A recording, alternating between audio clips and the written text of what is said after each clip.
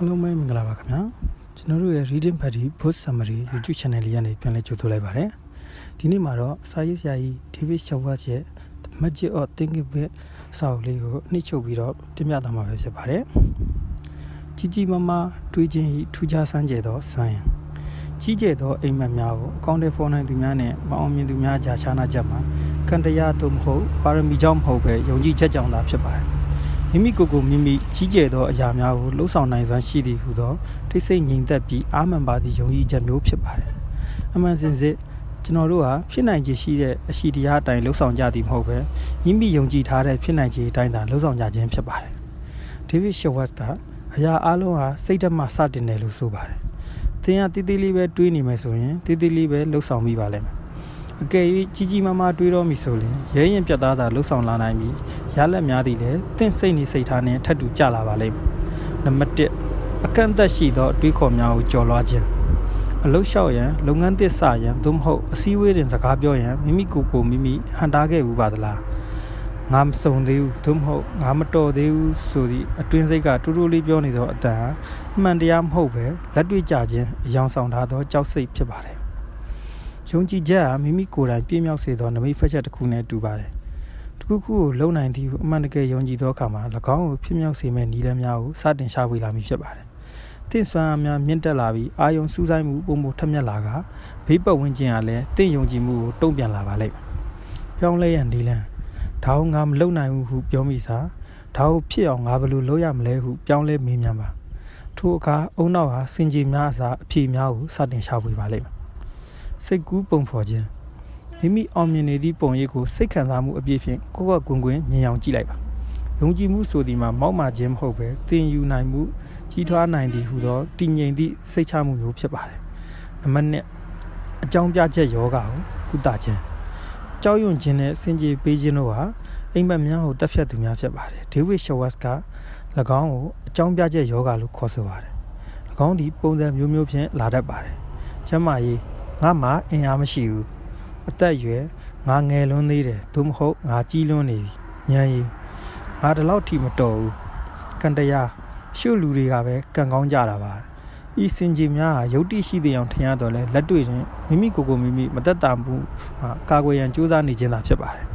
အောင်မြင်သူတိုင်းဟာကြောက်ရွံ့မှုကိုခံစားရတော့လဲ၎င်းကိုကြော်လွန်ရေးဆက်လက်ခြောက်လန်းကြသူများဖြစ်ပါတယ်လှုပ်ဆောင်ချက်ဟာကြောက်ရွံ့မှုအတွက်ကုထုံးဖြစ်ပါတယ်နံပါတ်3ယုံကြည်မှုကိုတိဆောက်ခြင်းယုံကြည်မှုဆိုဒီမှာမွေးရပါလာသောအရာမဟုတ်ဘဲနဲ့တိဆောက်ယူရတဲ့အရာဖြစ်ပါတယ်အသင်ဖြစ်နေတဲ့အချိန်ထိစောင့်မနေပါနဲ့အသင်မဖြစ်သေးမီအပြင်စတင်လှုပ်ဆောင်လိုက်ပါအတွေ့အကြုံဟာမရေရာမှုများကိုတက်တဲ့အထောက်အထားများဖြင့်အစားထိုးပေးပါလိမ့်မယ်ကြီးပြည့်စုံရန်မရည်မှန်းပါနဲ့တိုးတက်ရန်သာရည်မှန်းပါအောင်မြင်မှုတည်တည်လေးများကိုဂုဏ်ပြုပါ၎င်းဟာခက်ခဲတဲ့အရာတွေကိုသင်ကိုင်းတွင်နိုင်တယ်ဆိုတဲ့ယုံကြည်မှုကိုခိုင်မာစေပါတယ်နံပါတ်4စိတ်နေစိတ်ထားဤစွမ်းအားတင့်စိတ်နေစိတ်ထားတန်လိုက်တစ်ခုနဲ့တူပါတယ်အခွင့်အလမ်းများကိုဆွဲယူနိုင်တယ်လို့တွန်းထုတ်ပြနိုင်ပါတယ်အကောင်းမြင်စိတ်ထားရှိခြင်းဆိုသည်မှာခက်ခဲများကိုလျှစ်လျူရှုခြင်းမဟုတ်ဘဲနဲ့ရင်းမှုထိန်းချုပ်နိုင်သောအရာပေါ်မှာအာရုံစိုက်ပြီးတော့အတားဆီးတိုင်းနဲ့သင်ခန်းစာရှာဖွေခြင်းဖြစ်ပါတယ်ဒါကအရန်ခတ်တယ်ဟုဆိုမိအစားဒါကငါ့အတွက်ကြီးထွားဖို့အခွင့်အလမ်းပဲလို့ပြောင်းလဲပြီးတော့တွေးတောလိုက်ပါနံပါတ်5ပန်းနိုင်များနဲ့ဖန်တီးမှုဆိုင်ရာတွေးခေါ်တိကျတဲ့ပန်းနိုင်မရှိသောကြီးကြီးမားမားတွေးခေါ်ခြင်းဟာစိတ်ကူးရင်မှုတသက်တာဖြစ်ပေတယ်။ပန်းတိုင်များသည်တင့်စိတ်ကိုလမ်းညွှန်ပေးတဲ့ GPS ကဲ့သို့ဖြစ်ပါတယ်။မိမိကိုယ်ကိုမိမိစိန်ခေါ်နိုင်လောက်သောပန်းတိုင်များကိုချမှတ်ပါ။ဖန်တီးမှုရှိသောအတွေးခေါ်ဒါကိုလုံးလို့မရဘူးပြောမိစားငါဒါကိုဘယ်လိုလုပ်ရင်ရမလဲဟုမိများမှာ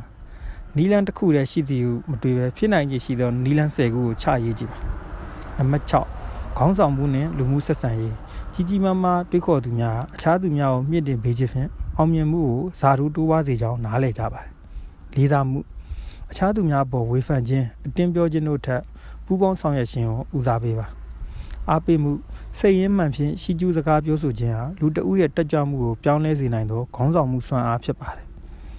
ဤကုန်းနဲ့နေ့စဉ်ကျင့်သုံးရန်အကြံပြုချက်ကြီးကြီးမားမားတွေးခေါ်ခြင်းနေထိုင်မှုပုံစံတစ်ခုဖြစ်ပြောင်းလဲရန်မနက်ခင်းကိုကောင်းမွန်စွာစတင်ပါအကောင်းမြင်စေဖြင့်တနေ့တာကိုစတင်ပြီးတော့မိမိရဲ့ပန်းနိုင်များကိုစိတ်ကူးပုံဖော်လိုက်ပါပတ်ဝန်းကျင်ကိုရွေးချယ်ပါသင်အားစိတ်ဓာတ်မြင့်တင်ပေးနိုင်သောကြီးကြီးတွေးတတ်သောလူများနဲ့ဝန်းရံထားပါကျေးဇူးတင်တတ်ပါနေ့စဉ်အောင်မြင်မှုဒေးလေးများကိုပြန်လည်သုံးသပ်ပါ အမြဲတင်ယူပါဘူးတုဒအစ်စ်များအသင့်စိတ်ကူးအမြင်များကိုရှက်ထွင်ပေးပါလိမ့်မယ်အရှိတရားကိုမေးခွန်းထုံးမဲ့အစားဖြစ်နိုင်ခြေကိုသာမေးခွန်းထုတ်ပါထိုနေရာတွင်သာထူးခြားဆန်းကျယ်သောအောင်မြင်မှုများစတင်လာပါလိမ့်မယ်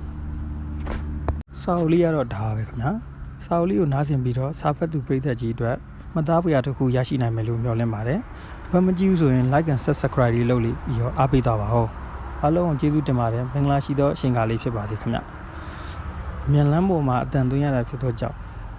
နောက်ခံကားတန်နေဆူညံသွားရင်အားလုံးကိုနှုတ်ညွတ်တောင်းပန်ပါတယ်ခင်ဗျာ